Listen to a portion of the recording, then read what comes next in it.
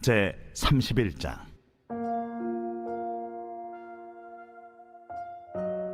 여호와께서 모세에게 말씀하여 이르시되, 내가 유다 지파 훌의 손자요 우리의 아들인 부살리를 지명하여 부르고 하나님의 영을 그에게 충만하게 하여 지혜와 총명과 지식과 여러 가지 재주로 정교한 일을 연구하여 금과 은과 노스로 만들게 하며 보석을 깎아 물리며 여러 가지 기술로 나무를 새겨 만들게 하리라. 내가 또 단 지파 아히사막의 아들 오홀리압을 세워 그와 함께하게 하며 지혜로운 마음이 있는 모든 자에게 내가 지혜를 주어 그들이 내가 네게 명령한 것을 다 만들게 할지니 곧 회막과 증거궤와 그 위에 속죄소와 회막의 모든 기구와 상과 그 기구와 순금 등잔대와 그 모든 기구와 분향단과 번제단과 그 모든 기구와 물두멍과 그 받침과 제사직을 행할 때 입는 정교하게 짠 의복 곧 제사장 아론의 성의와 그의 아들들의 옷과 관유와 성소의 향기로운 향이라.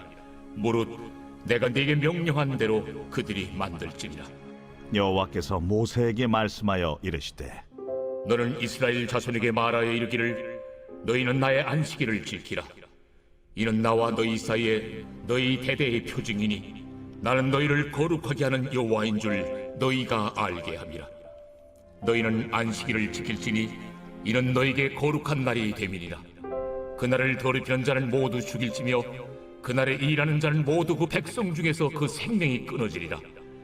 엿새 동안은 일할 것이나 일곱째 날은 큰 안식일이니 여호와께 거룩한 것이라. 안식일에 일하는 자는 누구든지 반드시 죽일지니라.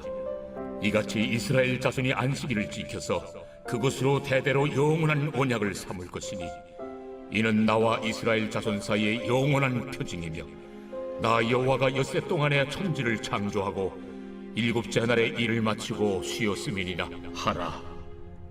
여호와께서 시내산 위에서 모세에게 이르시기를, 마치신 때에 증거판 둘을 모세에게 주시니 이는 돌판이요 하나님이 친히 쓰신 것이더라.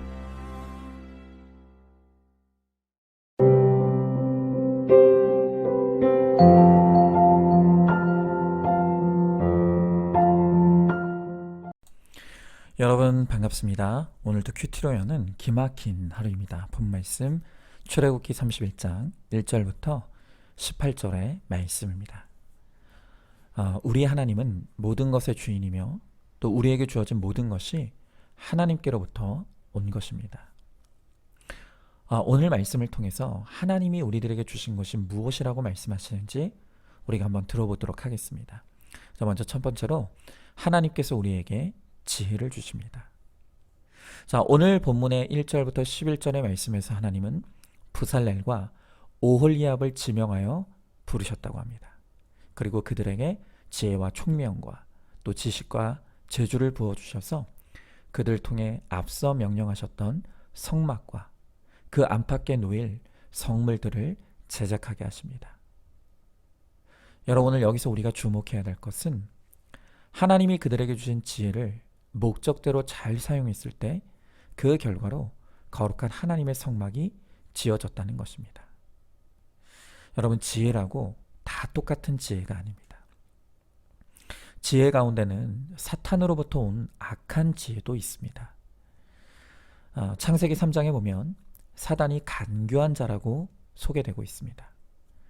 그런데 이 간교한의 뜻이 영리한, 현명한, 또 슬기로운이라는 뜻입니다. 여러분, 사단에게도요 지혜가 있습니다.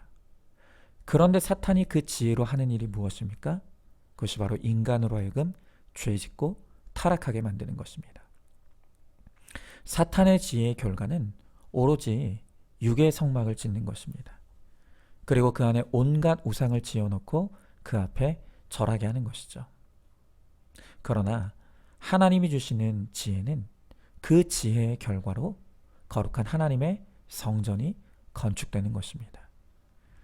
그리고 그 안에서 하나님을 예배하며 거룩한 하나님의 자녀로 지어져 가는 것이죠. 이렇게 우리의 지혜의 결론이 거룩이 될 때 바로 그 지혜가 하나님께로부터 온 지혜인 것입니다. 그런데 하나님의 그 지혜 가운데서도 최고의 지혜가 바로 내 죄를 깨닫는 지혜입니다.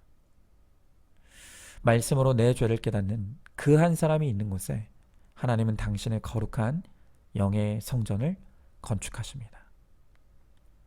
배우자와 자녀의 고난 가운데 내 죄를 회개하는 그 한 사람을 통해 가정에 하나님의 성전이 세워집니다. 또한 일터에서 상사와 부하의 갈등 가운데서 내 죄를 깨닫는 그 한 사람을 통해 직장의 영의 성전이 세워지는 것입니다. 이렇게 어떤 장소, 어떤 관계에서든 말씀 앞에서 내 죄를 보는 이 최고의 지혜를 가진 그 한 사람을 통해 하나님은 반드시 그곳에 찾아와 주셔서 구원을 위한 아름다운 성전을 세워주시는 것입니다.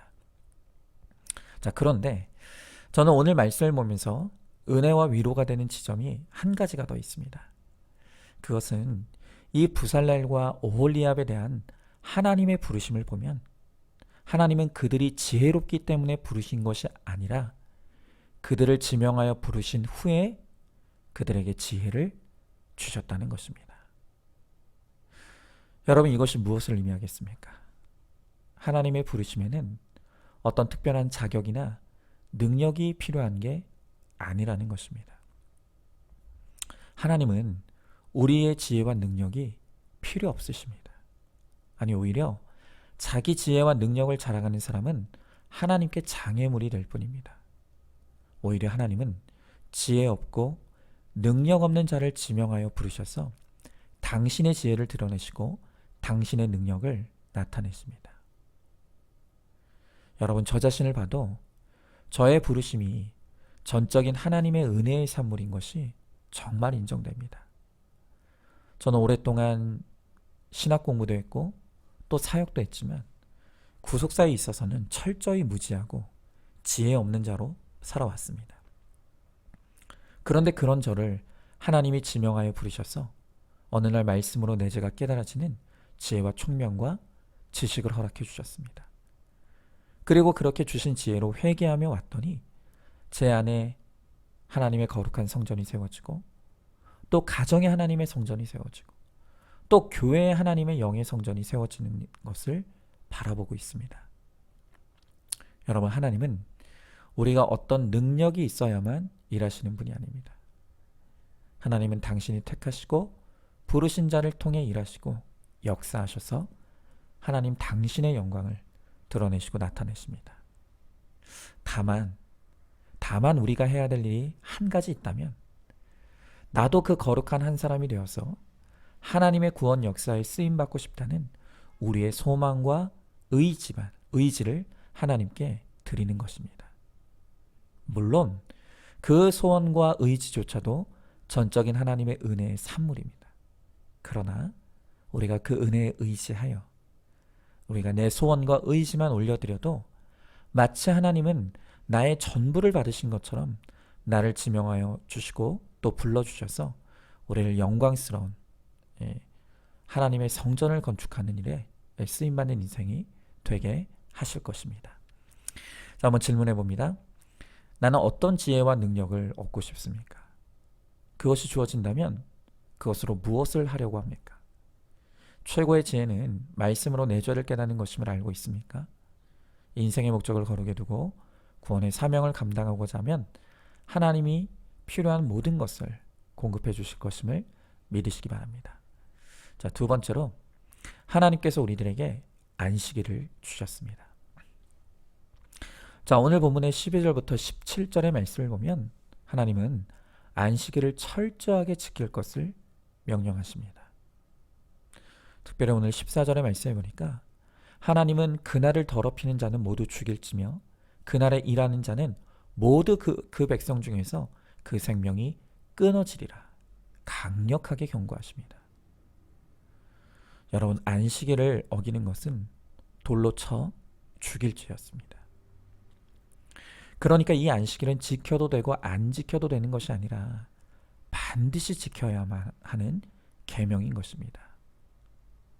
이 안식일은 종되었던 애굽에서 나를 이끌어 주신 것에 감사하고 하나님이 거룩하신 것처럼 나도 거룩해지는 것입니다. 무조건 쉬는 것이 안식이 아니라 구속의 은혜에 거하는 것이 바로 진정한 안식입니다. 아무리 힘들고 고된 일을 해도 하나님의 은혜가 깨달아지면 비로소 참된 안식을 누릴 수가 있는 것이죠. 우리가 이 안식일에 대해 갖는 가장 큰 오해가 있다면 그것은 우리가 6일 동안 열심히 일했으니 나를 위해 쉬는 날이 바로 그 일요일이라고 생각하는 것입니다.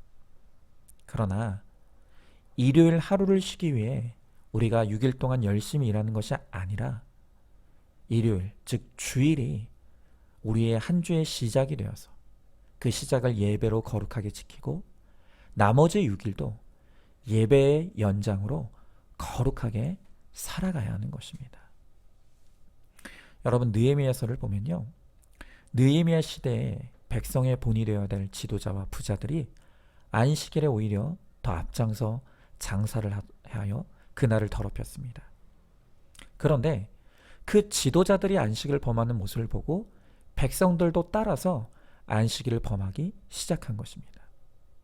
이에 느헤미야가 이 지도자와 부자들을 강하게 꾸짖었다고 합니다.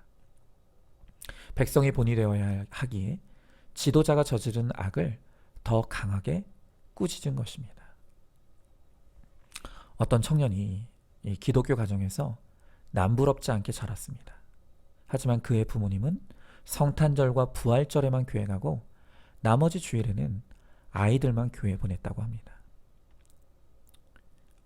이 부모님은 비싼 사립학교와 또 교회가 부모의 역할을 대신 해주리라고 착각했습니다. 하지만 이 청년의 눈에 비친 어머니는 규칙이나 벌을 정당화할 때만 하나님을 이용하는 그런 분으로 여겨졌다는 것입니다. 여러분, 외식 자주 하고 학원 보내고 비싼 과외를 시켜주는 것이 아이를 가장 위하는 일이 아닙니다.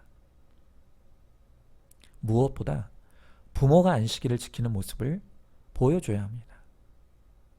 교회에 와서도 서로 물질을 탐하고 누가 부자인가, 어떤 집이랑 친해져야 우리 아이에게 유익인가를 재는 것이 안식일을 어기고 장사하는 모습입니다.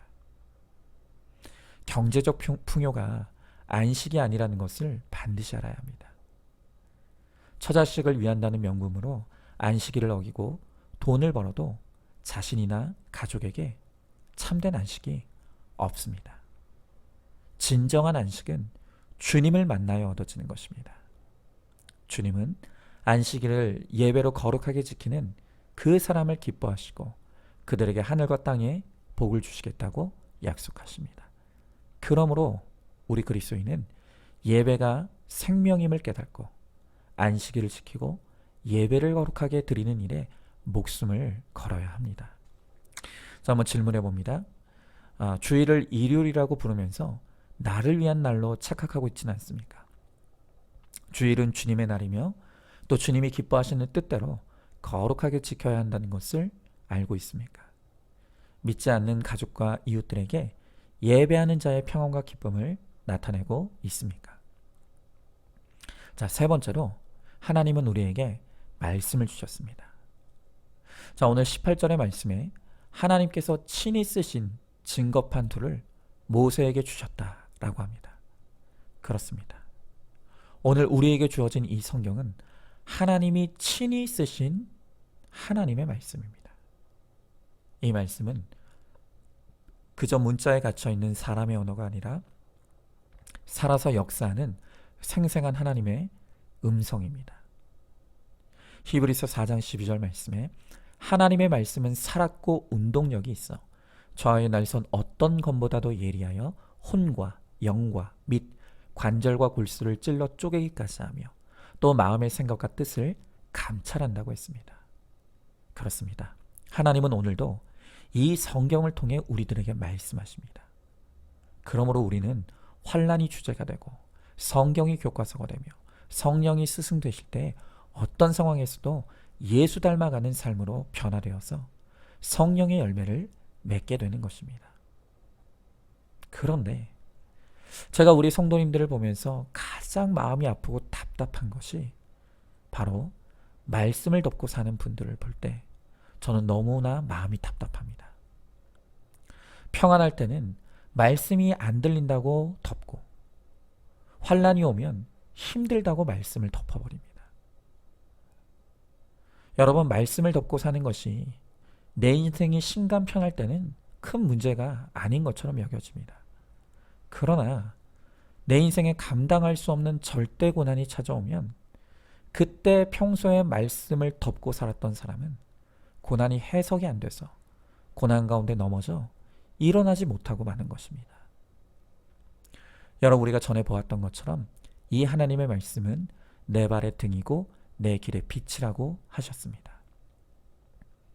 흑암과 혼돈으로 가득한 이 세상에서 말씀의 등을 켜고 해석의 지혜를 얻은 자만이 흑암에서 빛으로 나오고 죽음에서 생명으로 나올 수가 있는 것입니다. 자, 여러분, 그렇다면 우리가 어떻게 해야 이 덮여있는 말씀을 펼 수가 있겠습니까?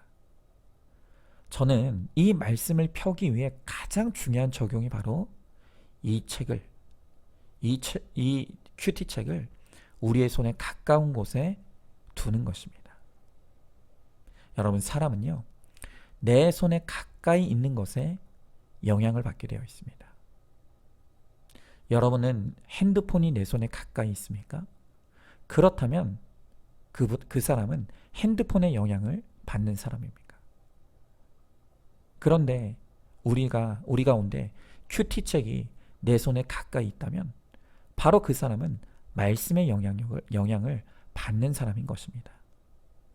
여러분, 그러므로 우리는 무조건 내가 집 안에 있든지 집 밖에 있든지 이 큐티책을 내 손이 가까이 갈 수 있는 곳에 두도록 힘써야 합니다.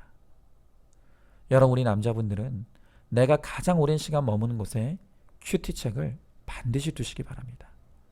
차를 많이 타시면 차에 두시고요. 사무실에 오래 있으면 사무실 책상에 이 큐티책을 두시기 바랍니다.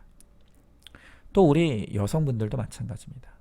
우리 여성분들은 어디를 갈 때 늘 작은 것이라도 가방을 들고 다니시지 않습니까? 꼭 그 가방 안에 귀찮더라도 큐티책을 넣고 다니십시오. 큐티책 한 권 정도는 쉽게 넣을 수 있는 정도의 크기의 가방을 들고 다니십시오. 여러분, 그럴 때 어떤 갑작스러운 사건이 오더라도 당황하지 않고 그 순간 말씀을 펴서 나에게 가만가만 말씀해 주시는 하나님의 음성을 들을 수가 있습니다.